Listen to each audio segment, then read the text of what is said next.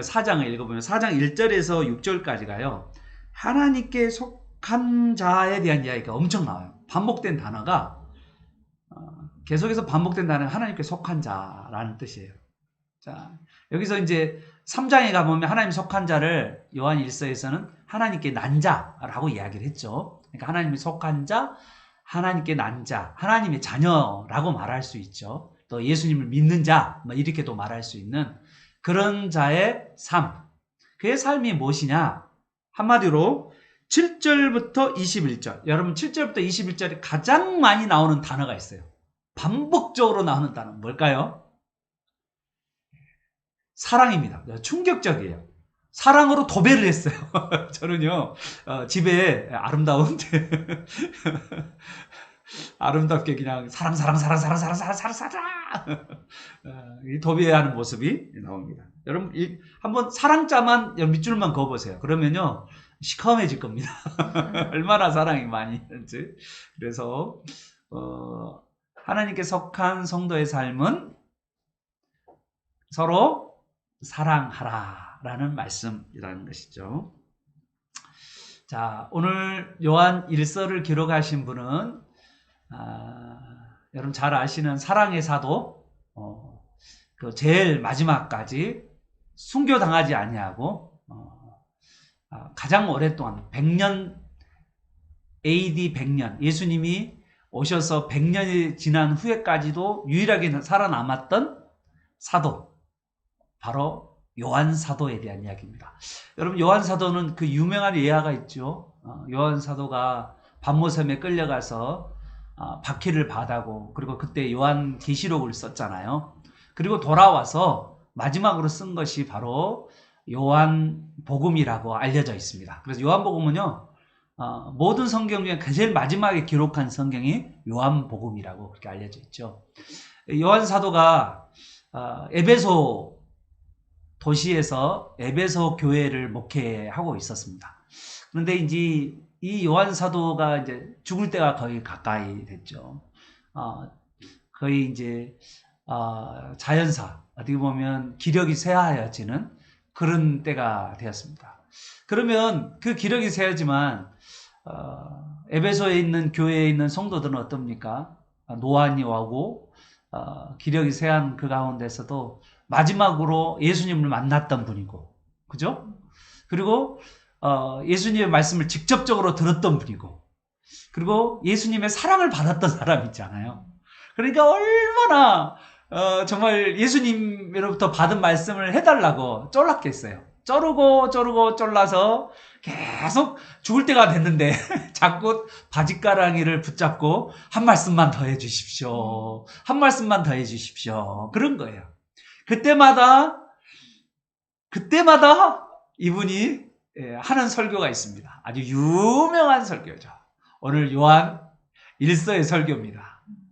뭘까요? 서로 사랑하십시오. 아니 선생님 좀 이거 말고요. 좀 다른 거 좀 그런 거 없나요? 좀 쌈박하고 좋은 거 있잖아요. 그 예수님이 특별하게 그 비밀리 가르쳐 준 거 있잖아요. 그 미리 가르쳐 준 거. 그것 좀 가르쳐 주세요. 딱 그러면 이제 선생님 떠나잖아요. 이제 이 세상을 떠나게 되는데 마지막 우리에게 좀 한마디 좀 해주십시오. 내가 다시 너에게 명하노니 서로 사랑하라. 서로 사랑하는 여러분 되시길 축복합니다. 자, 오늘 이 말씀을 붙들고 이제 같이 나가겠는데요. 문단 나누기 한번 해보겠습니다.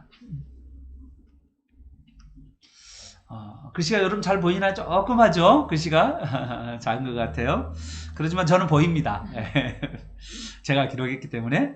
자, 1절부터 6절까지 딱 보면 알겠죠? 문단이 딱 두 개로 나눠질 수 있어요. 크게는. 첫 번째는 1절부터 6절까지는 영들을 시험하라. 그게 이제 1절에 나와 있는 구절이죠. 영들을 다 믿지 말고 영들을 테스트하라. 그 영이 하나님께로부터 오는 영인가 아니면 마귀로부터 온 영인가, 이거를 늘 테스트하라. 여러분 어떤 이야기를 들을 때마다 그것이 하나님께로 오는 이야기인지 아니면 세상 사람들이 하는 이야기인지를 여러분 분별하는 저와 여러분 되시길 바랍니다. 이게 요한 사도가 우리에게 주신 메시지예요. 그리고 이제 7절부터 21절까지. 자, 21절까지는 요한 사도가 늘 하시는 이야기죠. 눈물을 흘리면서 선생님 마지막 한 말씀 해주십시오. 그때마다 내가 너희에게 명하노니 서로 사랑하라. 이런 놀라운 이야기를 하죠. 그런데 여러분, 이 서로 사랑하라는 말은 사실은요, 다른 종교에도 있어요. 사랑한다는 이야기는 다른 종교에 없을까요? 있어요. 다른 종교, 유교도 사랑하라는 말이 있고요. 그 다음에 모슬렘도 사랑하라는 말이 있어요. 그러면 우리에게 이런 사랑하라는 말이 이게 세상 사람들한테는 어떻게 들리냐면 윤리 도덕과 같은 이야기예요. 서로 사랑하라. 당연하죠. 여러분, 안 믿는 사람들도요, 학교에서도 믿지 않는 신앙적 기반을 두고 있지 않는 교과서도 뭐냐면 친구들끼리 사랑하는 말은 써져 있어요. 그러면 우리는 이제 이게 윤리 도덕이잖아요. 이 윤리 도덕과 같은 이야기를 신학적 근거를 가지고 설명을 해야 된다는 거죠. 여러분, 이 윤리 도덕과 같은 이런 사랑하라는 이 명령을 오늘 사도 요한은 신학적 근거를 가지고, 성경적 근거를 가지고, 배경을 가지고 하나님의 관점에서 이걸 설명하고 있다는 거죠. 그래서 이 요한 1서 4장은 엄청난 의미가 있는 겁니다. 여러분, 유명한, 제가 신학교 다닐 때 유명한 말이 있습니다. 모든 신학, 이 신학이 바른 신학이냐 아니냐는 바른 윤리로 드러나게 되어 있다.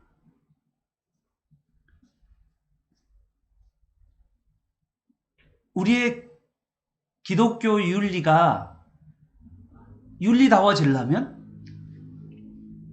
신학적 근거를 가지고 말을 해야 된다. 우리 교수님이 하신 이야기예요. 그래서 여러분, 어떤 분이 바른 이야기를 하잖아요. 그건 신학이잖아요. 바른 신학. 성경적 근거를 가지고 말하는데 그의 삶이 윤리적이지 않아. 그러면요, 그거는 의심해 봐야 돼요. 왜냐하면 바른 신학에서 바른 윤리가 나오기 때문이죠. 그러니까 이 신학적 근거도 맞아야 되고 또 한 가지 윤리도 맞아야 돼요. 여러분, 하나님의 교회가 있잖아요. 여러분 아십니까? 안상홍 증인회라고 예전에 알려져 있는 하나님의 교회가요, 연말 되면요 얼마나 봉사를 많이 하는지 모릅니다. 구제연금도 아주 잘해요. 그리고요, 그 하나님의 교회가 구제 일들을 엄청 잘합니다. 자, 여러분 한번 생각해 보십시오. 어떻게 보면 윤리적, 도덕적으로 엄청 뛰어난 거잖아요. 그죠? 그렇지만 그 윤리, 도덕이 어디요? 바른 신학에서 나온 게 아니에요. 그래서 우리는 삶을 살아가면서 항상 내가 바른 신학을 말하고 성경적 잣대를 말하지만 또한 내가 바른 윤리적 삶을 살아야 돼요. 그 사랑하는 윤리. 이 바른 윤리라는 게 딱 다른 거 없어요. 사랑이죠, 뭐. 하나님의 말씀하신 게 뭡니까? 사랑이잖아요. 그럼 이제 사랑이 뭐냐라고 하는 것을 또 우리가 또 깊이 더 들어가 봐야 되지만, 그러니까 이 두 가지가 우리에게 정말 균형을 이루어서 두 가지로 그 사람을 평가해요. 그래서 예수님께서도 거짓 선지자들의 모습을 보면서, 거짓 선지자들이 어떠냐면 그들이 겉으로 보기에는 그럴듯한 말을 하죠. 그런데 예수님께서는 그들에게 열매로 안다라고 말했잖아요. 그래서 우리는 두 가지를 항상 잘 보고 사람들을 분별해 볼 필요가 있다는 것이죠.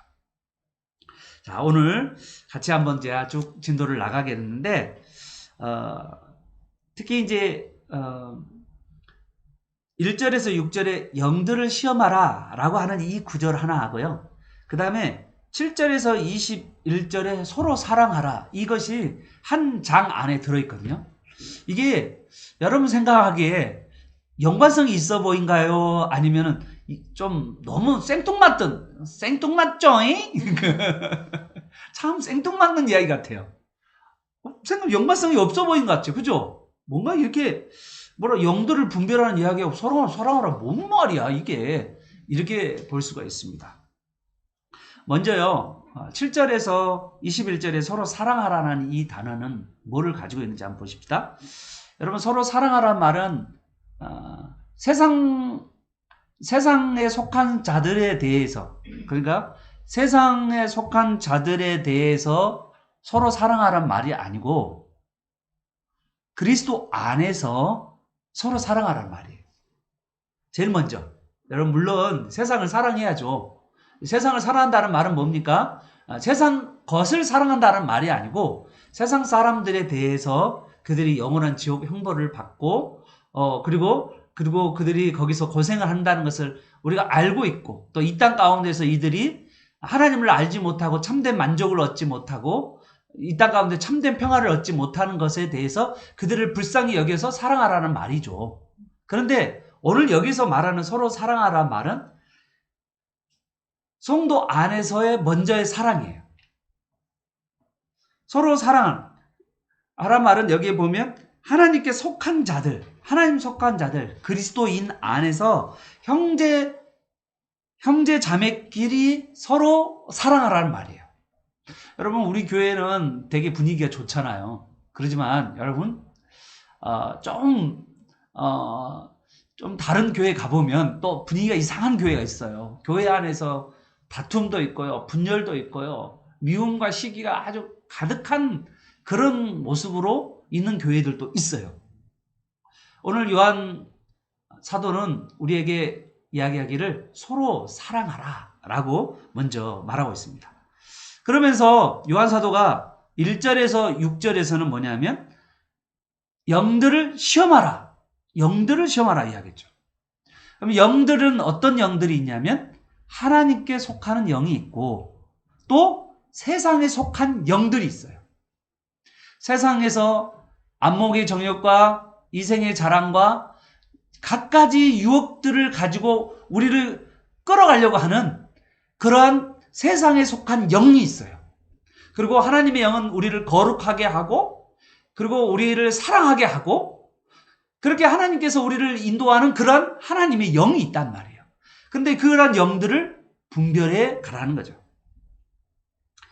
여러분, 하나님께 속한 영들은요, 그리스도 안에서 형제 자매끼리 서로 사랑하고 그리스도에 대한 신앙 고백을 가지고 그렇게 그 방향으로 신앙생활을 하게 돼요.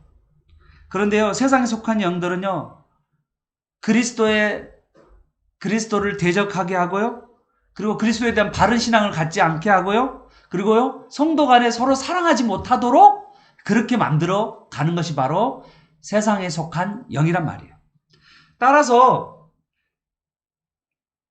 하나님께 속한 자끼리 서로 사랑하기 위해서는요, 세상에 속한 영들의 방해를 바로 파악하고 그들 세상에 속한 영들의 잘못된 것들을 파악하고 분별해 가야 된다는 거예요. 그래서 영을 시험하라는 이 권면하고 서로 사랑하라는 이 권면은요, 불가분의 관계가 있다라고 말할 수가 있는 것입니다. 오늘 특별하게 4장을 한번 잠깐 보시면 이 4장에는요, 누가 하나님의 영을 인도를 받고 감동을 받는 자인가? 누가? 그리고 누가 악령과 그리고 마귀 사탄과 그리고 적그리스도의 인도와 그리고 감동을 받으며 살아가는 자인가? 이 두 가지를 4장에서 먼저 이야기를 해요. 그럼 여기 성경에 보면 4장 6절에 보십시오. 그거를 진리의 영과 미혹의 영으로 이렇게 말하고 있죠. 그러면서 4장 1절에 보면 그 영들을 우리 보고 분별하라는 거예요. 그러면 어떤 사람이 진리의 영 가운데 있는가? 하나님의 속한 영 가운데 속한 사람인가? 아니면 세상에 속한 사람, 마귀에 속한 사람인가? 마귀의 말을 하는가? 세상적인 이야기를 하는가? 그거를 뭐 하라고요? 분별하라고요. 여러분, 어떤 사람이 말을 할 때 그 사람 뒤에는요, 영을 지배를 받아요. 영의 지배. 어떤 사람은 하나님의 영의 지배를 받아서 하나님의 영의 지배를 받아 사랑하는 거죠. 어떤 사람은요, 마귀의 지배를 받아서 분열하고 다투고 시기하고 미워하고 망가뜨리려고 하는 그런 영을 받아서 말하는 거죠. 그래서 이것이 이 세상에 지금 뒤에는 영적 싸움이 있고요. 우리의 삶 가운데 그러한 지배를 어떤 지배를 받냐, 어떠한 인도를 받냐가 지금 우리 이 땅 가운데 싸움이라고 이야기를 하고 있는 거예요. 그냥 그 사람이 진리의 가운데에서 인도를 받는 사람인가, 아니면 그 사람이 마귀의 생각에 인도를 받고 있는가, 그것이 영적 싸움인 거예요. 진리를 따라 살아가는 삶인가, 아니면 진리가 아닌 것을 쫓아 마귀에 따라서 유혹에 따라서 쫓아가는 삶인가, 이 싸움을 지금 우리는 하고 있는 거라라고 말할 수 있는 거죠. 자, 그러면 이제 특히 이제 저는 우리나라 안에뿐만 아니라 전 세계 1세기 당시에도 사도 요한이 있었을 당시, 그 1세기 당시에도 어떤 일이 있었냐면 극단적 은사주의자들이 있었어요. 기독교 열광주의자라고도 말하기도 하고 극단적 은사주의자라고도 말하기도 하고 이런 사람이 있어요. 막 기도도 막 미친 듯이 하고 막 미친 듯이 하고 막 미친 듯이 하는데 지나치게 뭘 쫓냐면 그 기도하는 가운데 은사를 쫓아가요. 진리를 쫓아가는 것이 아니라 하나님의 말씀을 쫓아가는 것이 아니라 거기에 자기의 기분에 취해서 자기의 감정과 기분에 취해서 사로잡혀서 삶을 살아가는 사람들이 많았어요. 기독교인 중에서도. 그건 뭐냐면요, 그 뒤에 있는 악한 영의 미혹을 받았기 때문에. 여러분, 이제 오늘날 어떤 것이 있냐면요, 세계 종교 협의회라고 WCC라는 모임이 있어요. WCC, 세계 종교 협의회. 기독교도 들어가 있고 천주교도 들어가 있고 불교도 들어가 있고 티베트 종교도 들어가 있고 모슬렘도 들어가 있고 온갖 전 세계 종교들을 다 연합해서 서로가 포용하고 협력하자라는 게 정말 멋있는 구호잖아요. 구호예요. 멋있는 구호. 서로 사랑하고 서로 적대심 말고 서로를 인정하자라고 하는, 그게 WCC라는 모임이에요. 여러분, 우리나라에 한 분이 이 WCC 모임 가운데 모 대학교 여 교수님, 기독교 대학교입니다. 여 교수님이 그 WCC 그 세계 종교협의회 모임 가운데 가서 뭐 했냐면 초혼을 했어요. 초혼. 귀신을 불러내는 초혼을 했어요. 그러면서 그분이 뭐냐면요, 이 귀신을 내어주는 일을 하면서 뭐냐면 무슨 설교를 했냐면, 무슨 강의를 했냐면 성령이여 일어나소서요.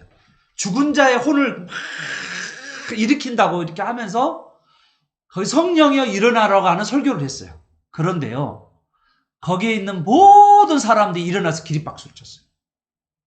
이게 뭔 짓인지 몰라. 여러분, 이게 일어난 일이에요. 실제 일어난 일.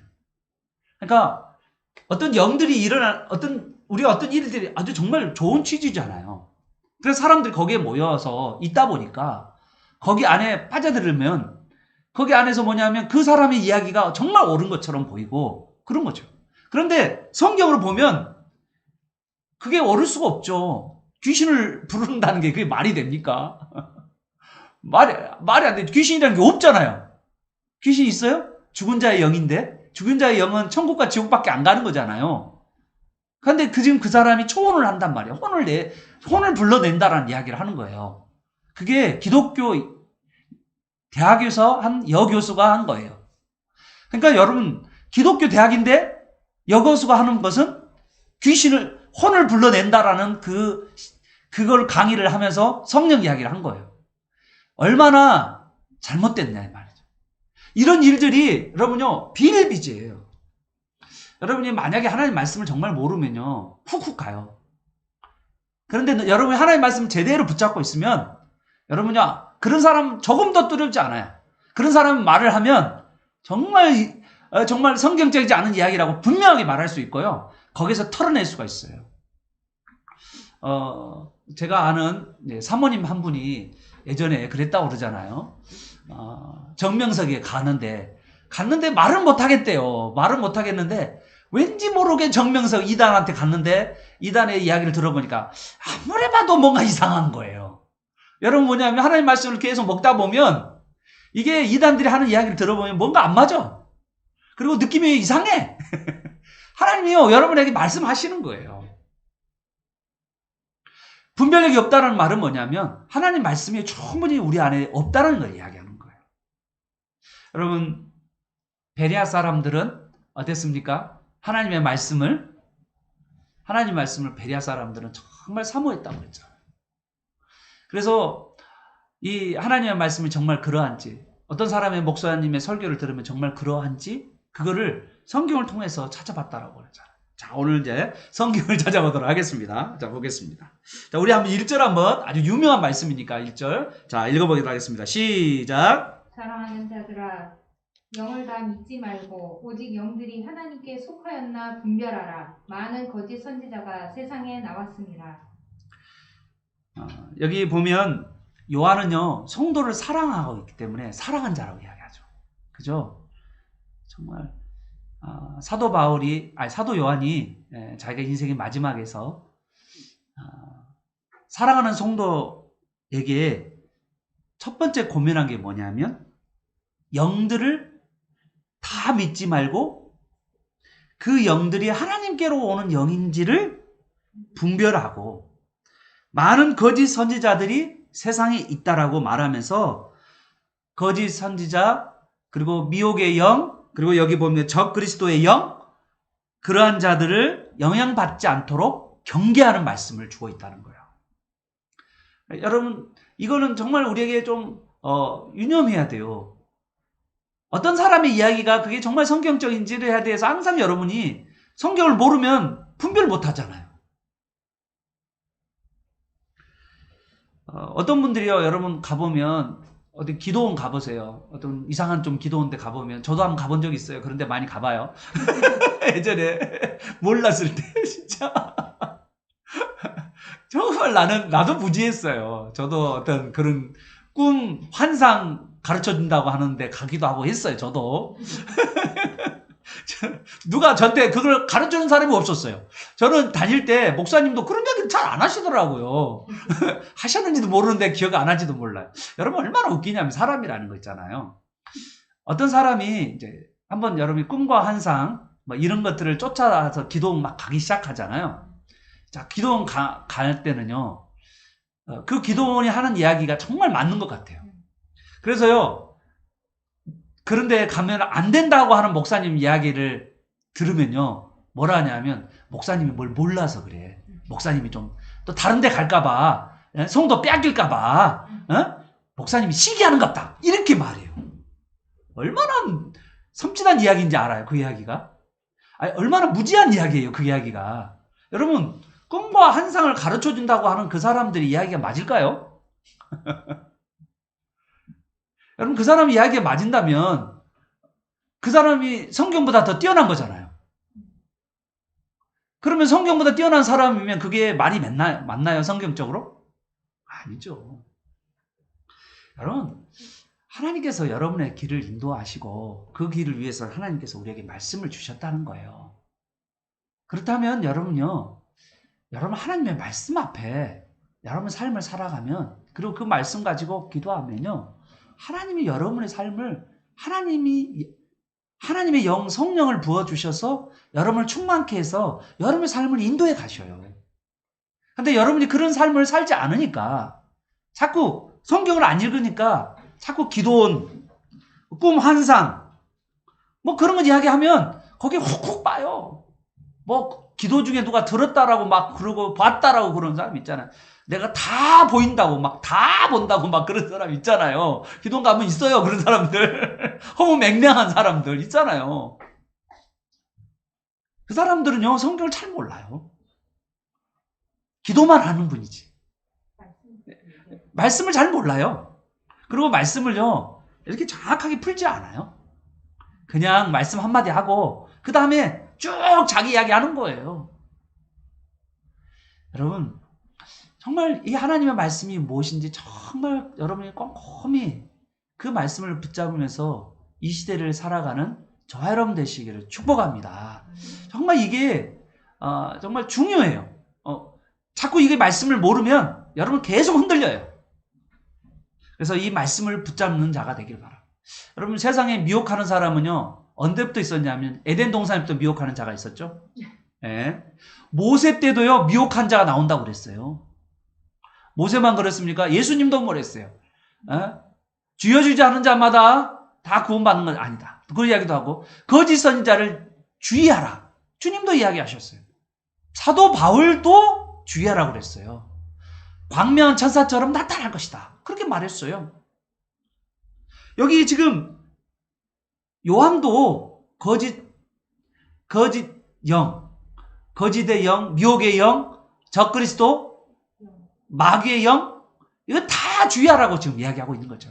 여러분요, 이걸 분별하지 못하고 살아간다면 그것만큼 정말 어리석은 삶이에요. 자, 오늘 거기 특별하게 어떤 신앙 고백이 필요하냐면 2절을 보십시오. 2절에 보면 여러분 첫 번째 2절에 보면 예수 그리스도께서 육체로 오신 것을 시인한 자마다 하나님께 속한다 라고 그랬어요. 예수님은요 참 인간이고 참 하나님을 여러분 믿으시길 바랍니다. 여러분 옆에다 써놓으세요. 예수님은요 참이란 말은 뭐냐면요 죄가 없으신 인간이라는 뜻이에요. 인간이라고 말하면 안 돼. 예수님은 죄가 없으신 인간 이렇게 말해야 돼. 인간은 뭐가 안 돼요? 모든 인간은 죄가 있죠. 그러니까 죄 없는 인간이라고 이야기하셔야 되고 그리고 또한 예수님은 참 하나님이라고 이야기해요. 그것이 우리의 신앙 고백임을 여러분 믿으시길 바랍니다. 인간을 예수님의 죄의 성을 계속 드러내는 사람 있잖아요. 그 사람은요 이단이에요. 1세기 당시에도 예수님의 죄성을 자꾸 드러낸 사람이 있었고요. 여기서도 이야기하잖아요. 예수님의 육체 오신 것을 시인하는 자. 여기서 육체 오시다는 말은 죄 없으시는 인간. 그 인간이라는 이야기를 하는 거예요. 그리고 5절 6절을 보시면요. 사람들이 어떠냐면 5절에 세상 사람들은요. 세상에 속한 사람들 5절 보십시오. 그들은 세상에 속한 거로 세상에 속한 말을 들어요. 그리고 세상이 그들의 말을 들어요. 그럼 여러분 제일 중요한 것은 어떤 말을 듣고 어떤 말을 하냐. 그것이요. 여러분 분별해야 돼요. 그 사람이 어떤 말을 하는지 어떤 말을 듣고 있는지. 여러분이 듣고 있는 게 뭔지 여러분이 어떤 말을 하고 있는지 그게 세상에 속한 말인지 아니면 하나님께 속한 말인지 그걸 분별해라는 말이에요. 5절 6절 보십시오. 우리는 하나님께 속함으로 하나님을 아는 자는 우리의 말을 들어요. 하나님의 말씀을 들어요. 하나님의 말씀을 가르치는 사람의 말을 들어요. 하나님에 속하지 않은 자는 우리의 말을 듣지 않아요. 하나님의 말씀을 듣지 않아요. 그죠? 당연한 거 아니겠어요? 하나님의 말씀을 듣지 않는다는 말은 바로 그 말을 이야기하는 거죠. 그런데 여러분 잘 보십시오. 첫 번째는 그 신앙 고백에서 죄 없으신 예수님을 죄 없으시는 인간이신 예수님을 시인한 자가 바로 신앙 고백이라면 바른 신앙 고백이라면 어떤 말을 하고 어떤 말을 듣느냐 그걸 통해서 그 사람이 하나님으로부터 온 사람인지 아니면 세상에 속한 사람인지 하나님께 속한 사람인지 세상에 속한 사람인지를 알 수 있다는 거예요. 그리고 누가 이기느냐라는 것이 4절의 말씀입니다. 자, 4절에 보면 자녀들은 너희는 하나님께 속하였으니까, 하나님께 난 자이니까, 그들은요, 하나님께 난 자들은 그들은 세상에 속한 자를 이겼다는 거예요. 누가 먼저 이겼습니까? 예수님이요? 마귀 사탄을 이기고요. 그죠? 미혹한 영을 이겼잖아요. 그리고 우리도 예수 그리스도를 따라가는 우리도 어떻게 해요? 이긴다는 거예요. 이거는요, 과거형으로 됐다는 말은 확정인 거예요. 이길 수밖에 없다. 여러분이 하나님의 말씀을 쫓아간다면, 하나님에 속한 사람으로서 하나님에 속한 말씀을 듣는다면, 여러분은요, 이 세상을 이기게 되고 세상의 많은 유혹거리들 이길 수밖에 없다는 거예요. 세상 사람들의 영, 세상의 영, 악한 영의 이야기를 이길 수밖에 없고 담대할 수밖에 없다는 거예요. 그래서 여러분요, 불안해하면 안 돼요. 두려워하면 안 돼요. 세상에 많은 거짓 선지자들이 나온다 할지라도 여러분 두려워할 필요 없는 것은요, 여러분요, 하나님 말씀을 붙드는 하나님에 속한 사람이기 때문에 거짓 선지자를 여러분이 이기게 된다는 거예요. 목사님, 제가 가서 이단들하고 말하면 이길 수 있나요? 여러분 생각해 보십시오. 정말 이길 수 있을까요? 여러분이 무장해야 돼요. 여러분 무장하지 않고, 참 나의 신앙이 뭔지를 무장하지 않고, 정말 그것이 무장되지 않은 상태에서 우리가 사람들을, 이 많은 영들이 돌아다니는 이 세상 가운데서 무장하지 않고 어떻게 이길 수 있겠습니까? 우리가 전신갑주를 취해야 되고요. 말씀을 무장을 해야 되고요. 기도로 무장해야 되고요. 구원의 투구를 받고요. 믿음의 방패를 들고요. 진리의 허리띠를 두르고요. 우리가 그렇지 않고서는요, 이 세상을 넉넉히 이길 수가 없어요. 하나님에 속한 사람은요, 하나님의 말씀을 사랑하게 돼 있어요. 사랑하는 여러분, 그래서 이단도 여러분이요, 이기게 되고요. 거짓 선지자도 이기게 되고요. 여러분이 넉넉하게 이기는 저와 여러분 되시기를 축복합니다. 아멘. 우리 7절부터 21절까지 여러분, 제가 빨리 마무리하도록 할게요. 오늘 시간이 좀 없네요. 자, 보십시다. 7절에 보면 이런 이야기입니다. 사랑하는 자들아. 또 사랑하는 자죠?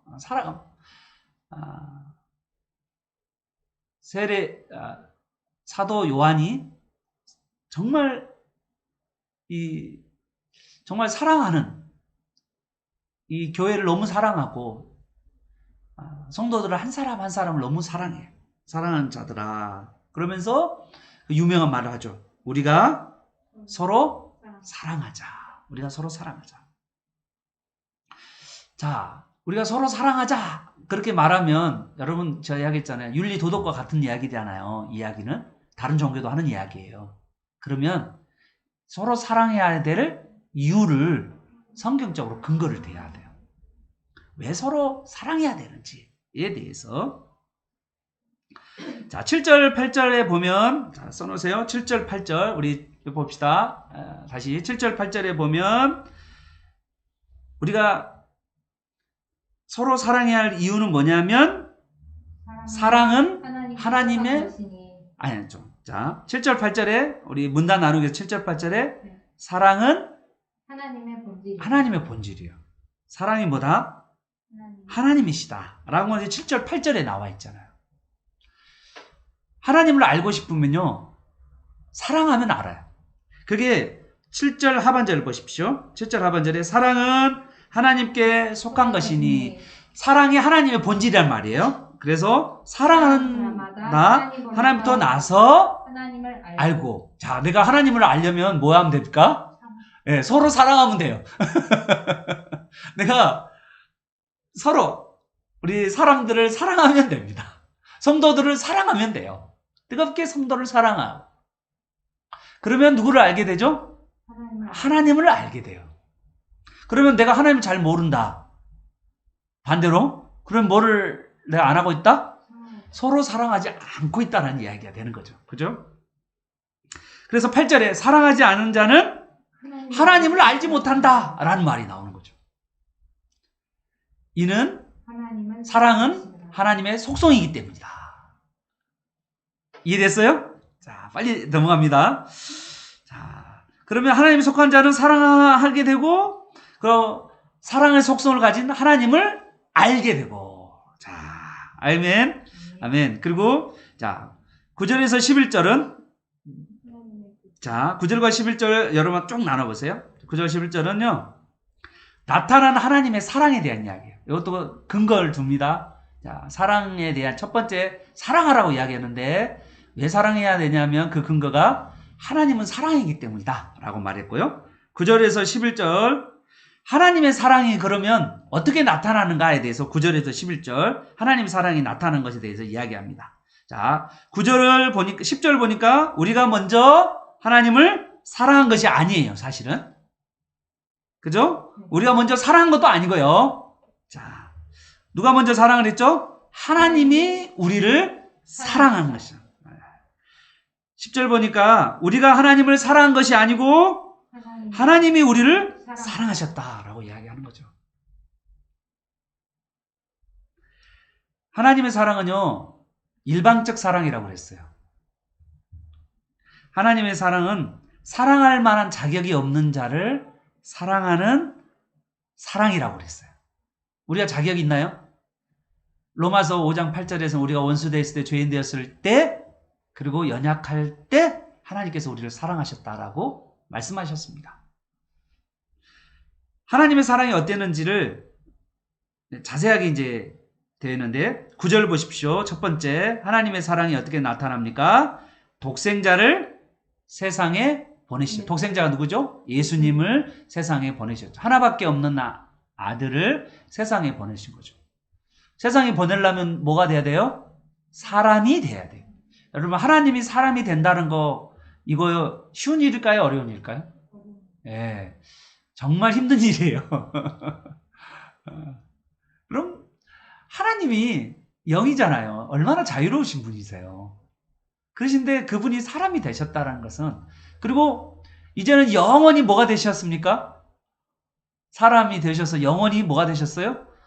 우리와 같은 형체를 가진 그런 분이 되셨잖아요. 여러분, 그것만큼 가슴 아픈 일이 어디 있습니까? 우리 때문에 갇혀있는 그 사람, 우리 때문에 자기 자신이 육체를 가지고 있는 사람, 그것이 바로 하나님의 사랑이죠. 두 번째 하나님의 사랑은 뭡니까? 9절을 보십시오. 그로 말미암아, 예수님으로 말미암아 우리를 살리려 하심이라 라고 이야기했잖아요. 하나님의 사랑은요, 예수님을 통해서 우리를 구원하시는 사랑이에요. 하나님의 사랑. 그리고 10절에서는 하나님의 사랑은 우리 죄를 위해서 화목제물로 삼으셨던, 우리를 죄를 위해서 예수님을 십자가에 못 박혀 죽이시는 하나님의 사랑이 나와 있는 거죠. 여러분, 여기 보면 이처럼, 이같이 뭐 이러자. 하나님은 세상을 이처럼 사랑하사. 그리고 여기 11절에도 하나님이 이같이 우리를 사랑하여. 이거는 엄청난 감탄이에요. 하나님이 어떻게 이렇게 큰 사랑을 우리에게 베풀었을까라고 말하는 거죠. 하나님의 사랑은 우리가 사랑받지 못할 상태에서 우리를 주도적으로 사랑하셨지만, 우리 인간들은요, 그 하나님의 그 사랑을 할 수가 없어요. 오직 어쩔 때 하나님의 사랑을 우리가 다른 사람에게 할 수 있냐면, 하나님의 사랑을 받는 자만이 하나님을 사랑할 수 있고 다른 사람을 사랑할 수 있습니다. 그래서요, 하나님이 먼저 우리를 사랑하셨다라고 말씀하신 거죠. 여러분요, 사랑을 받은 사람이, 하나님 사랑을 깊이 경험한 사람이요, 하나님의 깊은 사랑을 경험한 사람이 다른 사람을 또한 깊이 사랑할 수 있어요. 그러면 내가 다른 사람을 깊이 사랑하지 못한 사람들은 대부분 하나님의 깊은 사랑을 경험하지 못했다라고 말할 수 있죠. 하나님의 사랑은 뭘로 나타나냐면 죄의 용서로 나타나죠. 그래서 하나님을 사랑하고 이웃을 사랑하는 사람은요, 하나님이 나를 사랑하셔서 나의 죄 때문에 십자가에 못 박혀 죽으시고 나의 죄를 용서하셨다라는 것을 깊이 깨닫고 거기에 감격한 사람은요, 다른 사람에 대해서 용서할 수도 있고 다른 사람을 먼저 사랑할 수 있어요. 그래서 우리의 사랑의 근거는 어디에 있냐면 하나님의 그 사랑으로 말미암아서 우리가 다른 사람을 사랑할 수밖에 없다는 걸 여러분 믿으시기를 바랍니다. 자, 그러면 이제 이런 질문이 나올 수 있어요. 그런데 하나님의 이 놀라운 사랑이 이렇게 나타나는데요. 하나님은 사실 지금 현재 보여요, 안 보여요? 안 보이잖아요.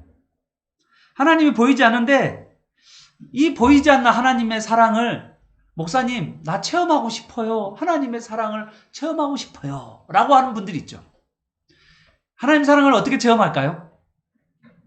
하나님 사랑을 체험하려면 12절이에요. 잘 보십시다. 하나님 하나님의 사랑을 체험하려면 어떻게 하냐면 12절 우리 같이 한번 읽어볼까요? 시작. 어느 때나 하나님을 본 사람이 없으되 만일 우리가 서로 사랑하면 하나님이 우리 안에 거하시고 그의 사랑이 우리 안에 온전히 이루어지느니라. 아멘.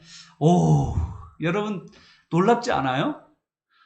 우리가 상상해 보십시오. 우리가 서로 사랑하면 하나님이 우리 안에 거하신다는 거예요. 저는요 소름이 끼쳐요. 이 말씀이 너무나도 소름 끼칩니다. 우리가 서로를 사랑하면, 우리가 부부끼리 서로 사랑하면 하나님이 우리 부부 안에 거하신다는 거죠. 우리가 부모와 자녀 간에 서로 사랑하면 거기에 우리 하나님이 거하신다는 거예요. 교회 안에 우리가 서로 사랑하면 하나님이 우리 교회 안에 거하신다는 거예요. 믿으시면 아멘. 그래서 우리가 서로 사랑할 때 하나님께서 우리와 함께 하시고 하나님께 거하셔서 하나님이 우리에게 나타나셔서 온전케 한다는 말은 사랑의 열매를 맺게 하신다는 말이에요. 사랑의 열매를 하나님께서 맺게 하신다. 우리가 서로 사랑하면 이 사랑의 열매를 맺게 하시니까 하나님의 사랑. 더 놀라운 건요. 17절 18절 이 사랑은요. 두려움을 추방합니다. 여기 나와 있는 이 두려움은 어떠냐면 죄로 말미암아 생기는 두려움인데요. 여러분 우리 안에 다 두려움이 있어요. 왜냐하면 미움이나 무관심이나 이기심으로 말미암아 발생하는 사람의 결핍 때문에 다른 사람에 대한 두려움도 있어요. 내가 사랑을 온전히 받지 못했던 사람은요, 이런 사람에 대한 두려움이 있습니다. 그런데 이제 제가 이제 대학 시절에 저희 단체하고 말이 이제 다른 선교단체 CCC 하나 자매를 제가 이제 강주에 있는 교회에서 만났어요. 그래서 이제 그 자매가 이제 저하고 나이 차이가 좀 있었는데 그 대학교 1학년 때인데 이 자매가 하나님의 사랑을 경험한 거예요. 그 죄 용서의 사랑, 그 하나님의 용서하심, 그 사랑이 너무 큰 거예요. 그래서 이제 이 형제가 이 자매인데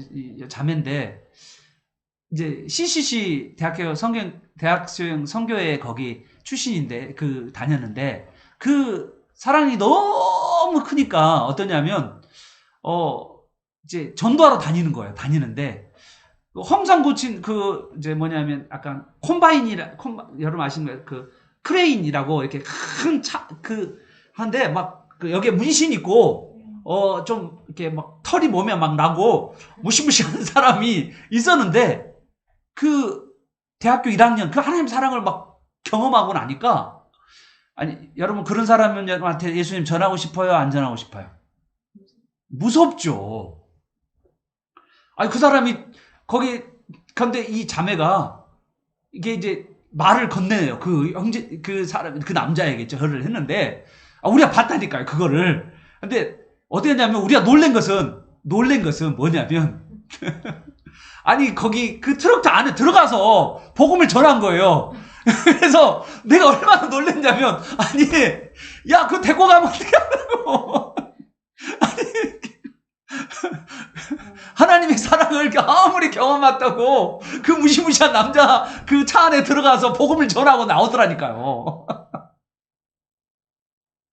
제가 그러면서 이 말씀이 정말 생각나더라고요. 여러분 얼마나 무서워요, 사람이 사실은. 여러분 사람 무섭거든요, 때로는요.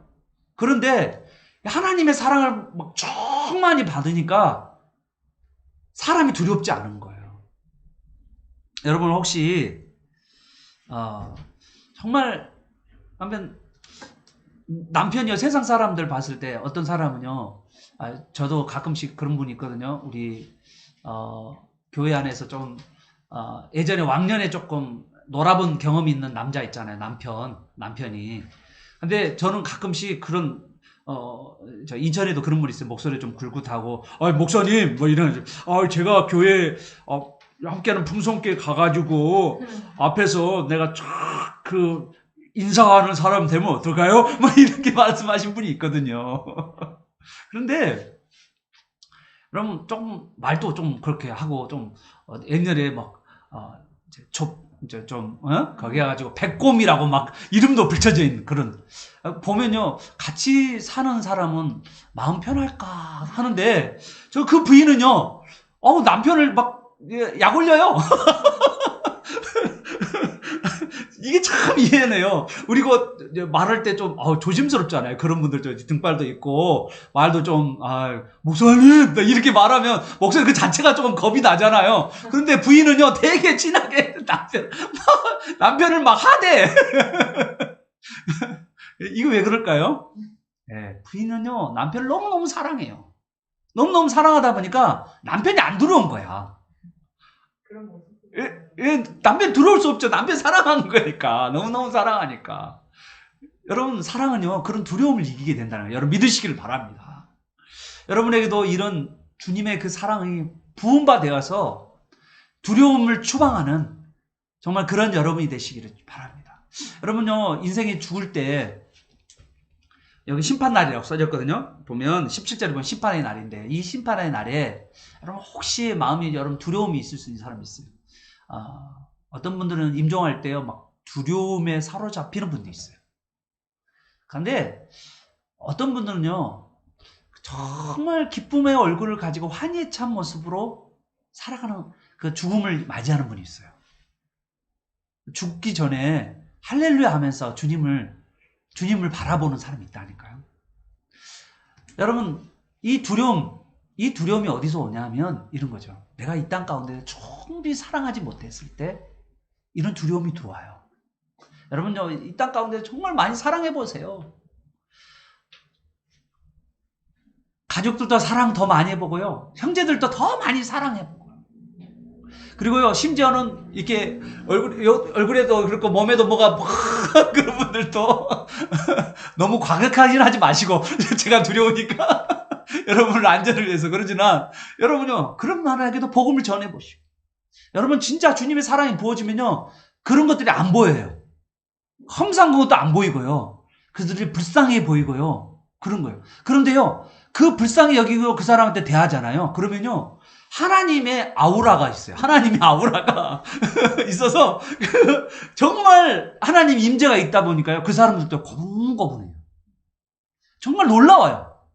여러분 죽을 때 혹시 여러분 심판날에 여러분 주님을 만나게 됐을 때 그 죽음 앞에서 여러분 두려워하지 않는 저와 여러분 되시기를 바랍니다. 이 땅 가운데 뜨겁게 사랑하셔서 두려워하지 않는 그런 저와 여러분 되시기를 예수 그리스도의 이름으로 축원합니다. 우리가 오늘 마지막으로 여러분 19절에서 20절 다시 한번요 우리가 서로 사랑함은 그가 먼저 우리를 사랑하셨다라고 사랑의 신학적 근거를 먼저 이야기하면서 그러면서 우리가 사랑하지 않는다면 바로 거짓말한 자다라고 이야기해요. 하나님 사랑을 못 받았기 때문에 사랑하지 않는다는 거죠.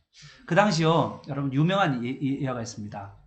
1세기 당시에 어떤 사람들이 있었냐면 이런 부류의 기독교인이 있었어요. 이거는 잘못된 이단 기독교인인데 그 사람들은요 신비한 지식을 기도하는 가운데 받는다고 생각했어요. 그래서 이 신비한 지식을 가지고 있으면 자기는 우월하고 다른 사람은 열등하다고 봤어요. 그래서요 다른 사람을 무시했어요. 여러분 중에 혹시 내가 영적으로 편하고 말씀을 많이 아는다고 하는 사람 중에서 다른 사람을 하대하면서 무시하는 사람을 본다면 그 사람은요 하나님의 사랑을 입지 못한 사람이에요. 절대 그 사람을 두려워해서는 안 돼요. 그 사람이 뭘 조금 영적인 능력을 나타낸다고 해서 그 사람을 부러워하지도 마세요. 여러분, 가장 중요한 것은 뭐냐면, 여러분, 영적으로 충만한 사람일수록 더 많이 사랑하게 해요. 교만은요, 절대 하나님에 속한 사람의 특징이 아니에요. 여러분, 혹시 여러분이 성경을 많이 안다고 여러분이 자꾸 다른 사람을 무시한 그런 경향이 있다면요, 여러분 잘못된 영을 받은 거예요. 오히려 여러분이 많이 알수록요, 다른 사람을 잘 도와야 돼요. 어떤 분이 있잖아. 하버르트 할 때 이런 분이 있어요. 자기보다 좀 열등한 사람은 하버르트 하면요, 하버르트를 안 하려고 하는 사람이 있어요. 아니, 진짜요.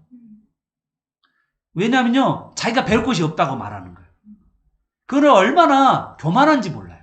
여러분이 하나님 말씀을 다른 사람에게 가르칠 수 있다는 그 자체가, 그게 하나님의 복이잖아요.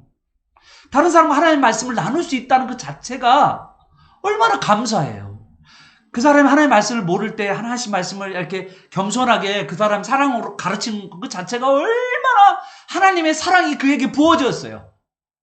그런데 내가 좀 안다고 너는 그것도 모르냐 무식하게 그렇게 가버리면 그거는 하나님의 영을 받는 것이 아니죠. 성령을 받은 게 아니죠. 사랑의 영을 받은 것이 아니죠. 여러분요, 여러분 성도 중에서도 조금 연약하고 부족한 분이 있다면 여러분이 그분에게 먼저 달려가서 그분을 섬기는, 그래서 하나님의 사랑을 여러분 그 사람에게 나타내는 저와 여러분 되시기를 바랍니다. 또한 여러분 말만 사랑한 것이 아니에요. 3장에 보면 사랑은 말로 하는 것이 아니라고 그랬어요. 사랑은 행함이라고 그랬습니다. 사랑은 다른 사람을 행함으로 사랑하는 저와 여러분 되시기를 바랍니다. 오늘 제가 오늘 금요일 설교치고는 되게 길었네요. 사실은 오늘 정말 중요한 사랑에 대한 이야기를 하다 보니까 이 말씀을 좀 더 풀어주고 싶은 마음이 들다 보니까 더 깊이 좀 들어갔네요. 오늘 여러분 이 말씀을 붙들면서 내가 사랑해야 되는데 이 사랑은 하나님이 속성이 사랑이기 때문에 우리가 서로 사랑하는 가운데 하나님의 사랑을 알게 되고 또한 하나님을 알게 된다는 것을 오늘 성경은 우리에게 가르치고, 그 하나님의 사랑은 우리에게 정말 독생자를 배워주시고, 또한 하나님의 사랑은 우리에게 하나님의 사랑은 독생자를 내주실 뿐만 아니라 또 하나님의 사랑은 우리를 구원해 주시는 사랑이고, 또한 우리 죄를 위해서 화목제물을 되어주신 그 하나님의 사랑, 그 사랑을 여러분이 붙잡고 우리가 서로 사랑할 때 하나님이 우리와 함께 계시고, 우리가 서로 사랑할 때 그 가운데 하나님의 임재가 있다는 것을 여러분 꼭 기억하시면서 누구보다도 어린 영혼들을 더 많이 사랑하고, 또한 불쌍한 영혼들을 더 많이 사랑하고, 부족한 영혼, 또한 연약하고 지식적으로 나는 건강적으로 우리 삶에 부족하고 열악한 그런 사람들을 하나님께서 붙여주신 것이 바로 하나님이 나를 사랑하신다는 증거고, 하나님이 그 사람을 사랑함으로써 하나님이 나와 함께 하심을 체험하는 저와 여러분 되시기를 예수 그리스도의 이름으로 축복합니다. 아멘.